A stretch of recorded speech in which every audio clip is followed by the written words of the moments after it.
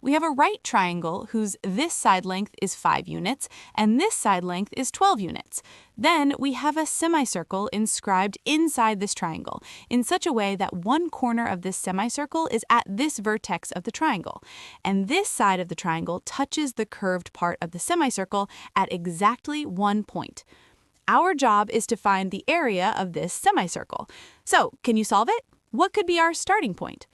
Okay, as a first step, assume the center of this semicircle will be somewhere here on this side of the triangle.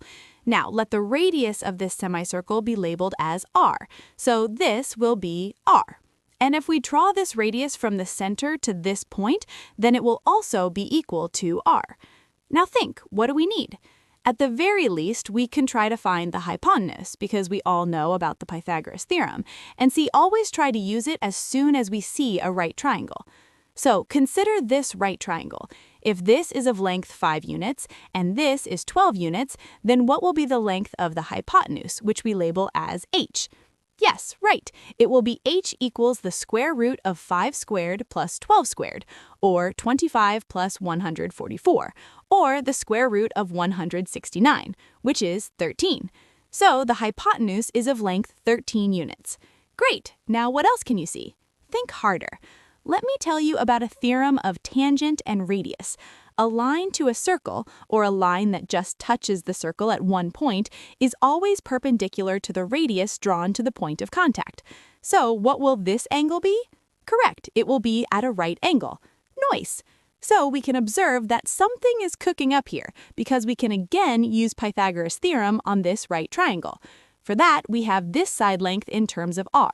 Then, if this is 12 units and this part is of length r, then this piece will be of length 12 minus r, isn't it? We just need this length.